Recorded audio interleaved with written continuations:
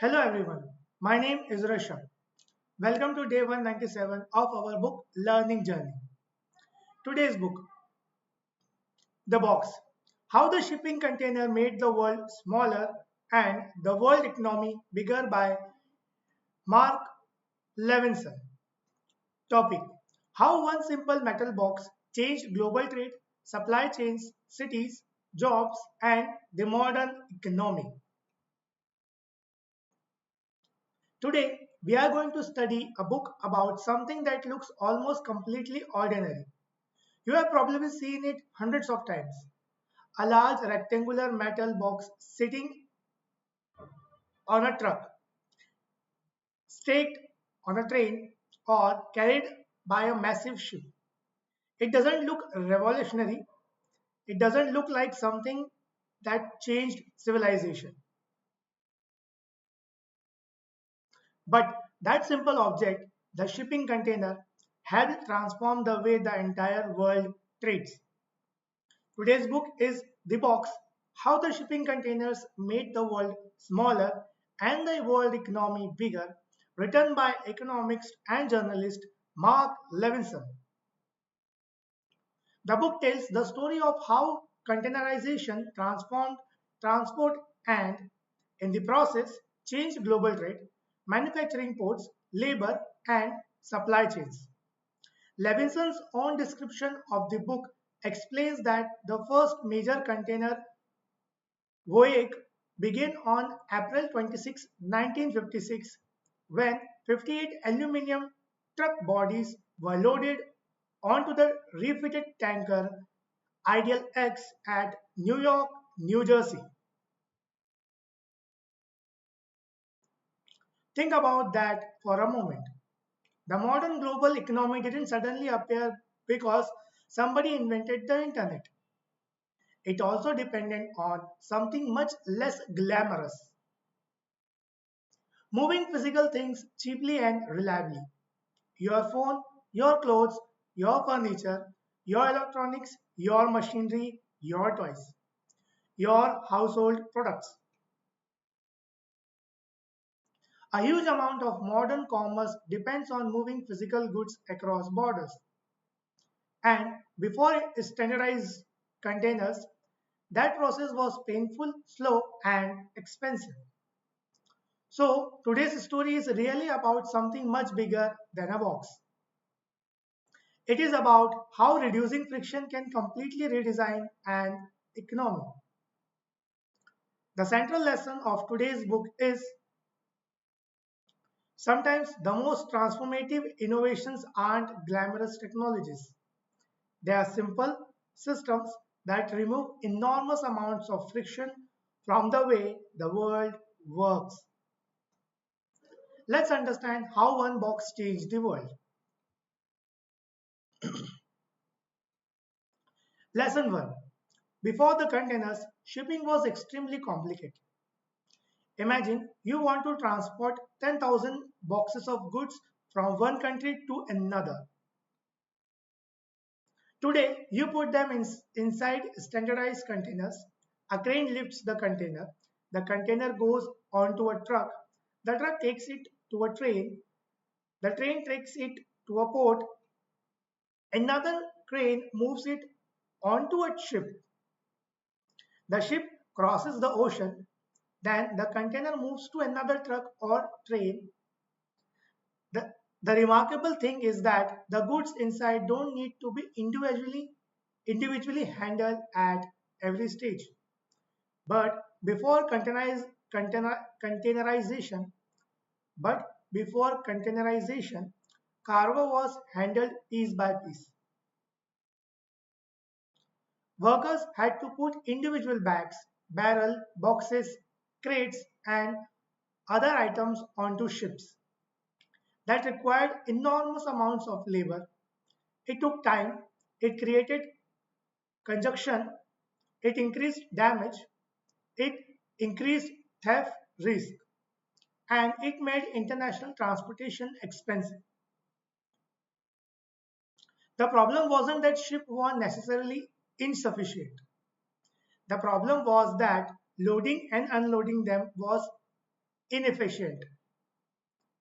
That distinction, that distinction is extremely important. Lesson 2. The real innovation was a system, not just a box. This is one of the most important ideas in the book. At first glance, you might think the invention was simply put goods inside a metal box. But that's not enough. The real innovation required an entire system. You needed standard container dimensions, special cranes, modified ships, special trucks, rail systems, ports designed for containers, international standards, new labor arrangements, new business models. The container worked because everything around it was redesigned. This teaches us an important lesson about innovation. A technology becomes transformative when the surrounding system changes with it. You can invent a brilliant tool, but if the workflow around it remains unchanged, its impact may remain limited.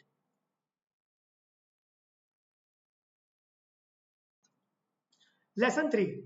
Standardization creates massive efficiency. Imagine if every truck had a different sized container. One is 18 feet, another is 27 feet, another has a different connection system, another can't fit on a train. Transportation would become chaotic. Standardization solved this problem. Once containers followed common specification, they could move between different transportation systems: truck, rail, ship, crane, warehouse. This is called intermodal transportation. The same container could have through multiple modes without requiring the cargo to be unloaded and repacked at every transportation. That dramatically reduced friction, and this idea extends far beyond logistics. Standards make systems interoperable. The same principle appears in USB connections, file formats, accounting standards, APIs, building specification, data formats, measurement systems. Standardization may sound boring, but it is one of the hidden engines of modern civilization.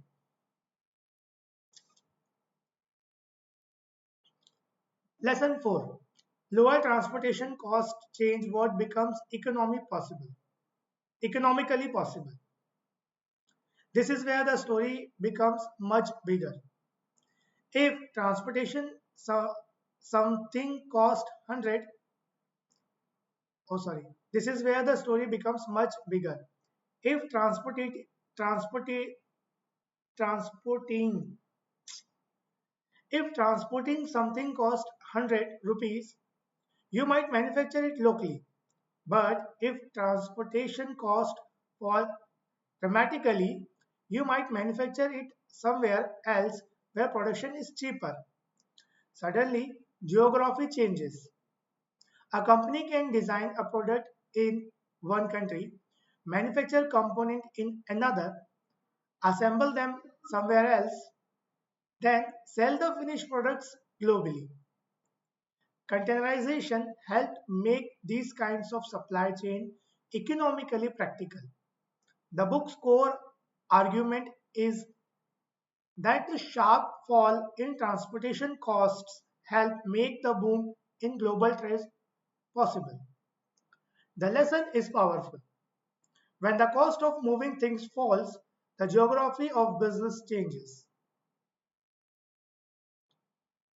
Lesson 5. The container helped create modern globalization. People often talk about globalization as if it appeared because companies suddenly decide to operate internationally. But globalization also requires infrastructure. You need to move raw materials, components, finished products, machinery, food, consumer goods across enormous distances. The shipping containers made this movement far more predictable and efficient. This helped business build international supply chains. This helped businesses build international supply chains. A product could travel through several countries before reaching the consumer. This is why something sitting on a shelf in India might contain materials or components from several different parts of the world. Globalization is not simply a political or economic idea. It is also an engineering and logistics achievement. Lesson 6. Innovation can destroy existing industries. Here is a fascinating and unforgettable lesson. Innovation creates winners, but it can also create losers. Traditional ports depended heavily on large number of workers handling cargo manually. Containerization dramatically reduced the need of that kind of labor. Some old port areas lost their economic importance.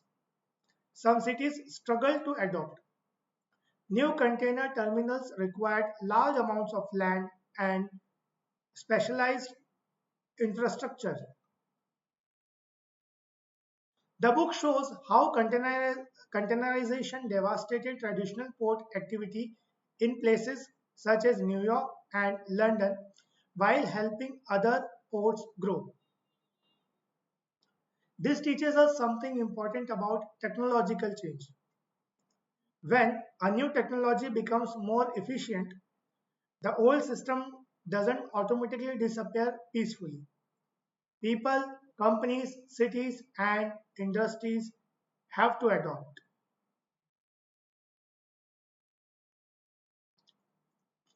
Lesson 7. Technology can change the geography of cities. Technology can change the geography of cities. Imagine a city that has been economically important for 200 years because ships dock directly near its central waterfront. Then suddenly, the new system requires enormous terminals, large cranes, deep water, huge storage areas, efficient road connections, rail infrastructure. The old port may no longer be suitable. That means the economic center can move. This is exactly the kind of transportation containerization created. A technological change in transportation can therefore change where businesses operate, where jobs exist, where cities grow, where investment flows. Technology doesn't just change products, it can change geography. Lesson 8. The container made inventory more predictable. One of the most important consequences of reliable transportation was the development of more sophisticated supply chains. Businesses could better coordinate when goods would arrive. That meant they didn't always need to store enormous amount of inventory. This helped enable approaches such as just-in-time manufacturing, famously associated with Toyota. The idea is simple. Instead of maintaining massive inventories everywhere, coordinate production and transportation carefully so that materials arrive when needed. But this creates a trade-off. Efficiency increases, inventory cost decreases, but the system becomes more dependent on reliable transportation.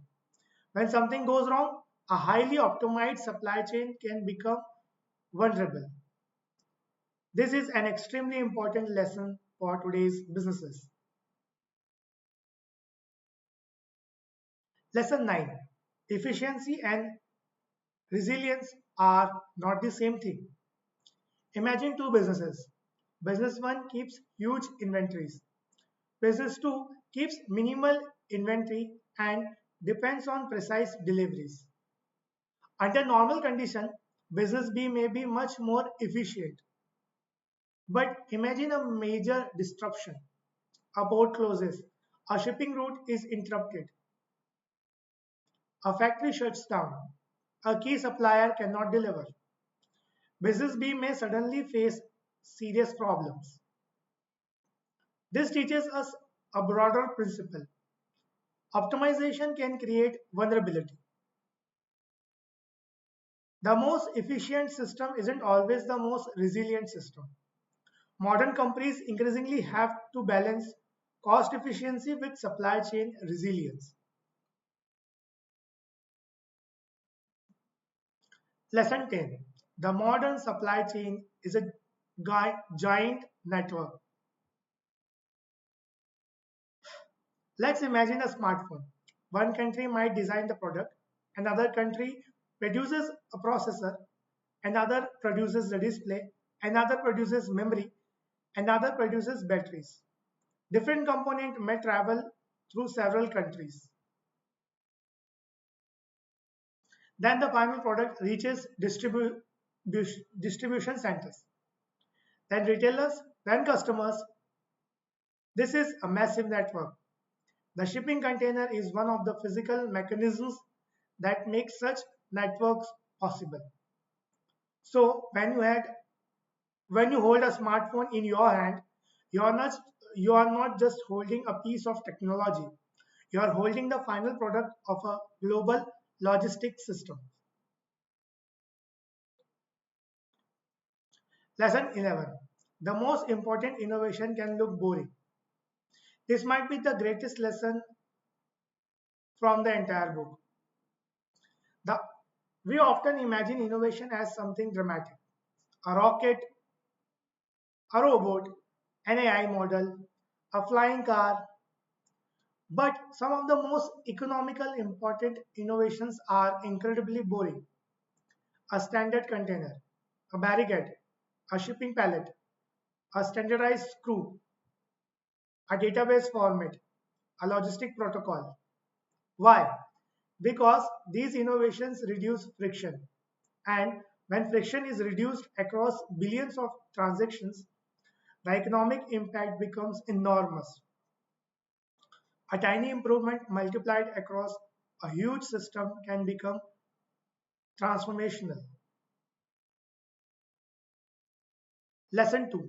Think about system, not individual components. This lesson is especially valuable for anyone working with technology or business systems. Suppose a company has a slow approval process. You could improve one employee's performance, but maybe the real problem is the workflow. One department waits for another. Documents are duplicated. Approvals happen manually. Information is stored in different places. People send reminders through WhatsApp. The problem isn't one person. The problem is the system. The shipping container teaches exactly this kind of thinking. Don't simply optimize one step. Look at the entire journey. Where does friction occur? Where is information lost? Where does work gets repeated? Where does waiting happens? Then redesign the system. Lesson 13. Apply this to your work with data and AI. Now, let's make this practical. Imagine you are building a business dashboard. You could make the dashboard visually beautiful. But if employees still have to manually collect data from 5 different sheets, the system isn't truly efficient. The real question is, how much friction did the system remove? Can information flow automatically? Can employees seize their task immediately? Can managers identify delays? Can reports update without manual work? Can an employee complete an action in 3 clicks instead of 10? That's the same principle. That's the same principle as containerization. The global the goal isn't simply to create a new tool. The goal is to redesign the flow of work. Lesson 14. AI could be another container moment. This is an interesting way to think about AI. AI isn't just another software feature. Its larger impact may come from changing the way entire workflows operate. Imagine a process that currently requires 5 people, 20 emails, 3 spreadsheets, several approvals, 2 days of waiting, and now imagine AI and automation reducing that process to one person supervising an automated workflow. The real innovation isn't the AI model itself. The real innovation is the redesign of the system around AI. This is exactly what happened with the shipping container. The box mattered because the entire logistics system changed around it. Lesson 15. Small friction becomes huge at scale.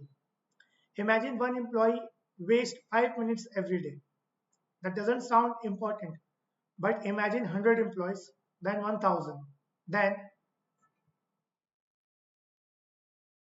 5 years. Suddenly, those 5 minutes become enormous. This is a powerful business principle. Small inefficiencies become massive when multiplied by scale. That's why process improvement matters. A tiny reduction in friction can create huge long-term value. The shipping containers demonstrated this at global scale. Lesson 16. The future belongs to people who redesign systems. The biggest lesson from the box isn't really about shipping. It is about system thinking. When you encounter a problem, don't immediately ask, how can I work harder? Ask, why does this process require so much effort? Don't ask, how can we make this employee faster? Ask, how can we redesign the workflow? Don't ask, how can we transport this more efficiently? Ask, how ask, can we redesign the entire logistics system? That's the mindset that creates transformational innovation. What we learn from the box. The book teaches us simple innovation can transform entire industries. Standardization creates enormous efficiency. Systems matter more than individual components. Lower transportation costs can reshape global economies. Globalization depends on physical infrastructure. Technology creates winners and losers. Innovation can create the geography of cities. Efficiency can sometimes reduce resilience. Supply chain can interconnected networks. Boring infrastructure can have extraordinary economic impact. Reducing friction is one of the most powerful forms of innovation. Small improvement become enormous when multiplied by scale. AI biggest impact may come from redesigning workflows, not simply adding AI features. System thinking is essential for modern businesses. Core closing message. If there is one lesson we should remember from the box, it is this. The biggest innovation don't always change what people buy. Sometimes they change how the entire world moves. A simple metal container helped make transportation cheaper. Cheaper transportation helped reshape supply chains. Supply chains helped reshape manufacturing. Manufacturing reshaped cities and labor markets.